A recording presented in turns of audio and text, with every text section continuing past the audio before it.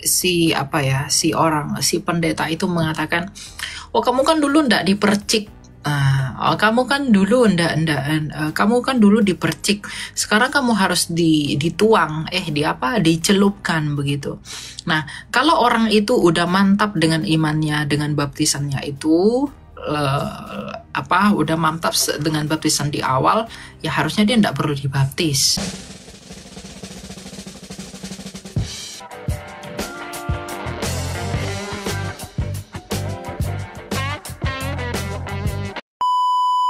Terima kasih banyak saya bisa Ya. bergabung di live ini. Kakak Elsa boleh bertanya tidak? Ya boleh, silakan. Mau tanya apa? Bagaimana caranya kita itu bisa menghilangkan kita punya rasa trauma itu yang sangat berlebihan, bahkan bertahun-tahun begitu. Rasa Cara trauma yang menghilangkan- berlebihan. Iya. Jadi ceritanya begini Kak El. Saya itu pernah punya teman dekat itu, dekat sekali. Bahkan saya itu percaya sama punya teman itu. Terus tiba-tiba itu teman saya itu mengkhianati saya. Tapi ini bukan masalah tentang percintaan sih Kak El, tapi lebih ke kepercayaan dalam sebuah persahabatan begitu Kak El. Terus saya untuk memulai lagi untuk percaya sama orang itu tidak lagi begitu Kak El, macam kayak lebih waspada begitu Kak El. Terus semua orang yang saya temukan itu saya macam kayak mau percaya begitu, masih wanti-wanti begitu, masih kayak waspada begitu Kak El.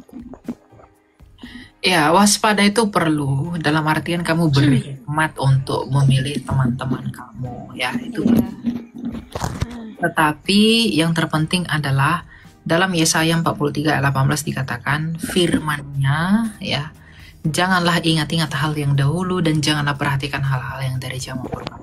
Jadi kamu tidak perlu dalam pengertian mengingat-ingat apa yang menjadi masa lalumu untuk kemudian kamu berpikir bahwa orang lain sama.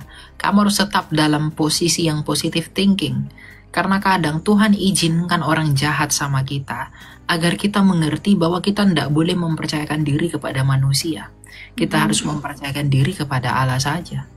Maka untuk itu kamu berdoa kepada Tuhan agar kamu diberi hati yang tangguh, hati yang teguh, hati yang murni untuk bisa melalui semuanya hal-hal seperti itu. Ya? Iya. Ketulusan hati itu yang penting. Oke? Iya Kak El. Oke, ya.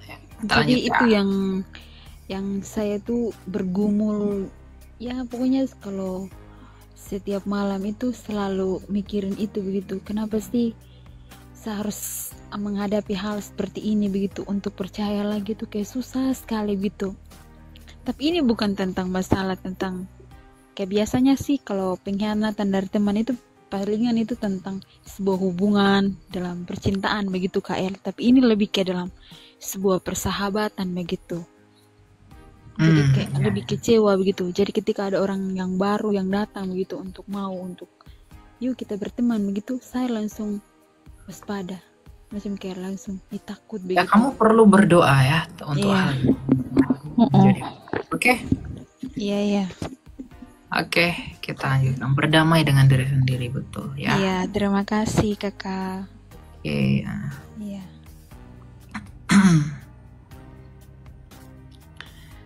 Berdamailah dengan dirimu terlebih dahulu.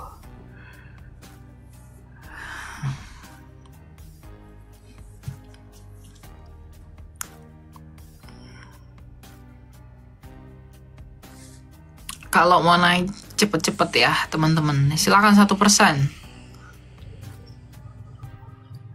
Selamat malam Kak Elia. Iya malam, silakan. Mau tanya apa? Jadi baik Kak, saya mau bertanya sedikit. Jadi bukan bertanya, saya lebih tepatnya saya ingin bercerita begitu. Jadi saya punya beberapa teman. Mereka ini dari Kristen Protestan begitu. Namun pada saat kuliah mereka mengambil kuliah pendeta di STT karismatik punya. Nah suatu saat teman saya ini melakukan pelayanan di sebuah gereja. Nah di sebuah gereja itu meminta dia untuk dibaptiskan ulang begitu. Kira-kira bagaimana tanggapan Kak Elia terkait hal ini? Karena sejujurnya saya pun bingung, karena saya sempat diminta untuk oleh pendeta itu sendiri untuk membaptis ulang saya, sedangkan saya sudah dibaptis sebelumnya dari gereja saya, dan akhirnya hati saya berat sekali dan saya memutuskan untuk tidak dibaptis ulang begitu, karena menurut pendapat saya bahwa baptisan itu merupakan suatu hal yang sakral dan boleh hanya dilakukan oleh satu kali. Nah, dan teman saya yang lain ini mereka mengikuti permintaan dari pendeta itu kemudian dibaptis ulang. Jadi menurut tanggapan Kak Elia bagaimana terkait hal ini? Sekian Kak. Alasan pendeta itu mengatakan dia dibaptiskan kembali itu apa dulu? Kalau mungkin si pendeta itu mengatakan, oh kamu kan dulu ndak dipercik, kamu kan dulu dipercik, sekarang kamu harus dituang, dicelupkan begitu. Nah, kalau orang itu udah mantap dengan imannya, dengan baptisannya itu, udah mantap dengan baptisan di awal, ya harusnya dia tidak perlu dibaptis, ya, dibaptis lagi. Tetapi kalau dia sendiri masih ragu dengan baptisan yang dia terima, lalu kemudian tidak yakin dengan baptisan yang dia terima, lalu dia dibaptiskan kembali, lalu dengan begitu dia teguh di dalam Tuhan, ya itu tidak menjadi masalah buat kita, begitu. Jadi itu bukan tentang sekali, 2 kali, 3 kali, berapa kali, bukan. Tapi tentang dirinya sendiri. Kan Alkitab berkata, ujilah dirimu sendiri. Jadi ujilah dirimu. Jadi udah sejauh mana yang kamu pahami, udah sejauh mana yang kamu lakukan. Jadi saya tidak akan menghakimi atau mengatakan, itu salah, itu begini-begini. Enggak. Ya, karena makna baptisan memang mati bersama dengan Kristus, tetapi dengan demikian juga bersatu dengan Kristus. Nah, masalah penyatuan dengan Kristus ini dipahami oleh pribadi itu seperti apa. Nah, makanya orang-orang yang baptis anak, baptis kecil itu dia perlu CD untuk meneguhkan apa yang telah dia lakukan. Jadi mengingatkan kembali apa yang setelah dia sudah terima, agar dia menjadi teguh di dalamnya. Ya. Nah, kalau sudah begitu dia sudah teguh, ya jangan dibaptis lagi. Nggak boleh. Seakan-akan mempermainkan baptisan itu nggak boleh. Tapi kalau dia sendiri tidak yakin, dia sendiri ragu, kemudian dengan begitu gelisah dan lain sebagainya, lalu dengan memberi diri dibaptis, kemudian dia menjadi kokoh dalam imannya, ya dia yang menguji dirinya untuk itu berarti. Begitu. Ya. Jadi kuncinya itu adalah ujilah dirimu sendiri berdasarkan kebenaran yang telah kamu pelajari. Itu aja.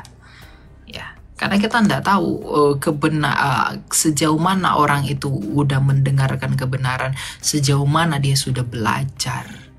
Kalau misalnya kamu tanya ke orang Protestan misalnya dibaptis, lalu orang karismatik masuk karismatik dibaptis, ketika masuk Ortodoks dia dibaptis lagi. Kenapa? Orang Ortodoks akan bilang, kami nggak terima baptisan kalian, nggak ada legitimasi dari para rasul, nggak ada apostoliknya, jadi bagi kami itu tidak sah. Jadi apakah dengan demikian berarti bahwa orang di luar dari mereka itu ada yang tidak selamat dan lain sebagainya? Ya kita tidak bisa menilaikan seperti itu juga. Ya, makanya itu ya kembali ke prosedur gereja masing-masing. Bagi Ortodoks baptisan kita tuh tidak sah. Kenapa? Karena tidak ada legitimasi dari para rasul. Kan Ortodoks mengatakan harus ada garis apostoliknya baru bisa sah baptisan itu dan lain sebagainya. Gitu. Nah, gereja lain punya pandangan yang berbeda tentang hal itu. Nah, makanya saya tidak akan melibatkan diri dalam perdebatan seperti itu, tapi saya akan mengatakan ujilah dirimu sendiri. Sejauh apa yang sudah kamu pelajari, sejauh apa yang kamu imani, maka lakukanlah dengan imanmu. Segala sesuatu yang tidak dilakukan dengan iman, ia akan berdosa. Begitu, ya. Terima kasih banyak. Ya, kita lanjut ya. Tapi memang baptisan itu hanya 1 kali. Tapi menentukan 1 kalinya itu bagaimana, ya ujilah dirimu, kamu sudah dibaptiskan atau tidak. Makanya ada CD itu perlu bagi orang yang dibaptis kecil, CD itu perlu agar dia diteguhkan atas apa yang udah dia terima gitu loh.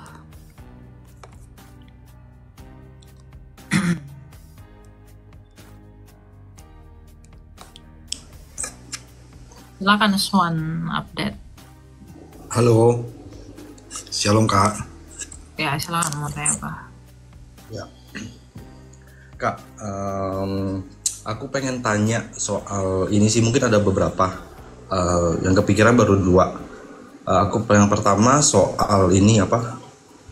Pandangan iman Kristen tentang filsafat itu gimana gitu loh.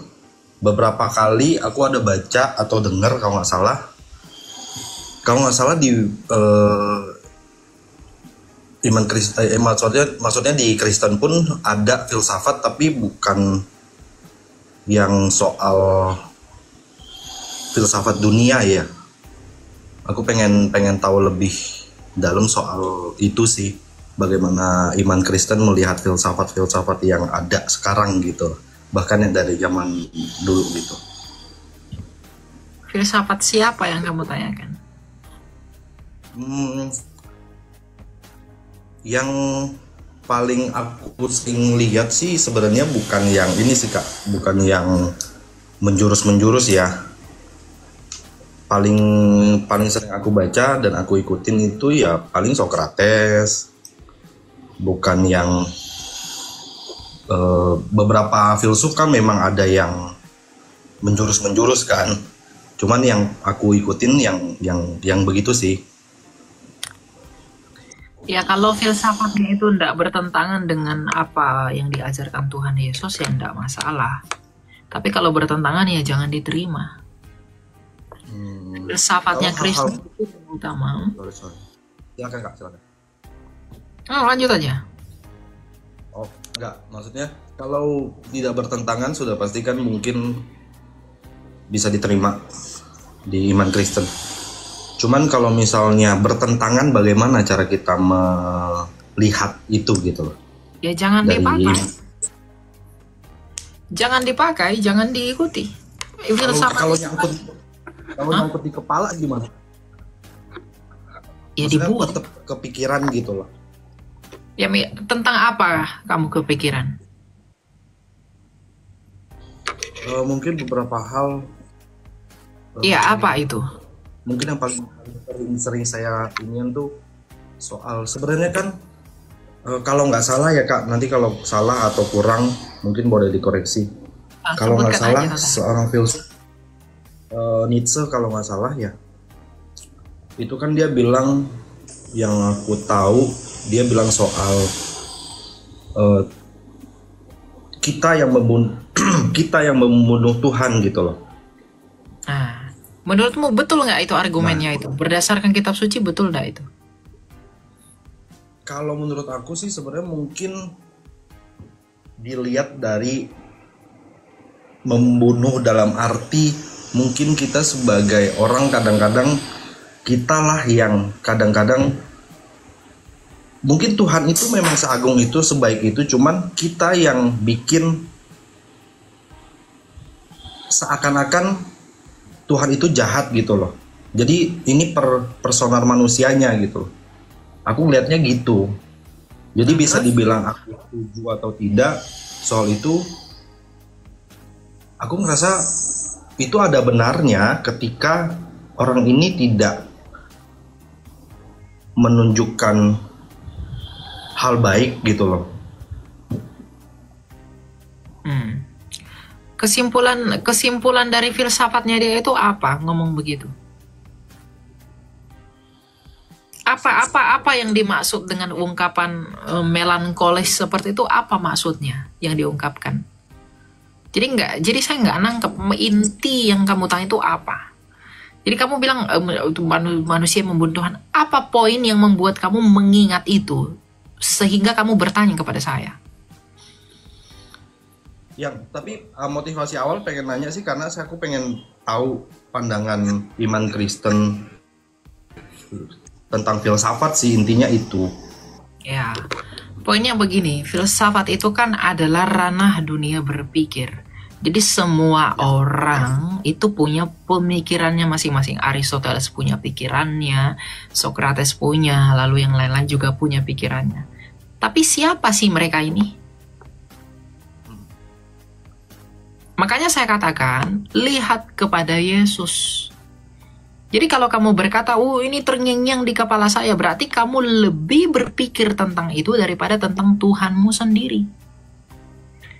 Yang menjadi standar dan nilai kebenaran iman Kristen itu Kristus sendiri dan sabdanya. Bukan Socrates, bukan Aristoteles. Aristoteles sampai sekarang mati, Socrates mati. Apa yang mereka bisa lakukan dari filsafatnya itu dan hikmat-hikmatnya? Tidak ada. Apa buah dari hikmat mereka itu? Tidak ada. Tapi buah dari hikmatnya Kristus adalah kehidupan. Karena dia sendiri telah hidup. Makanya saya katakan, kalau filsafatnya itu tidak bertentangan dengan ajaran Kristus, boleh diterima, dan itu pun harus diuji kembali. Tapi kalau pengajarannya itu bertentangan dengan ajaran Kristus, bukan hanya tidak didengar, tetapi dibuang. Karena itu bagian dari filsafat kosong dunia. Di dalam Kolose, Rasul Paulus berkata apa? Janganlah kamu mengikuti filsafat dunia yang kosong. Karena dunia ini punya filsafatnya yang kosong, yang tidak berguna. Itu soal yang itu sih Kak, berarti benar memang. Tentang apa? Ini ada tertulis juga ya Kak. Tentang apa? Maksudnya tadi soal filsafat dunia itu loh. Ya, betul, yang tadi tentang filsafat dunia dalam. Yang tadi soal tertulis di mana? Di Kolose. Sorry Kak, ini lanjutannya. Itu membedakan filsafat dunia yang dimaksud dari ayat itu dan filsafat yang sejalan dengan iman Kristen itu bagaimana Kak? Ya, kamu belajar iman Kristen. Kamu pelajari apa iman Kristen itu, apa isi pengajarannya. Kalau kamu tidak belajar iman Kristen, kamu nggak tahu membedakan mana yang benar, mana yang tidak benar. Gimana cara kamu bisa mengerti filsafat kosong dunia kalau kamu nggak belajar iman Kristen? Nggak bisa kamu menilai. Makanya kebanyakan orang sekarang itu samar-samar tentang filsafat dunia dan juga filsafat filsafat kekristenan. Banyak orang sekarang itu berpikir bahwa ini benar padahal salah. Oh, ini benar di Kristen padahal salah. Kristen itu kan cinta kasih. Maka misalnya pernikahan sesama gender itu diperbolehkan. Itu tidak dibenarkan dalam iman kita. Tapi filsafat dunia mengatakan, oh itu kan cinta itu kan begini. Filsafat kosong itu. Nah, hal-hal seperti itu bisa dinilai kalau kita belajar firman Tuhan.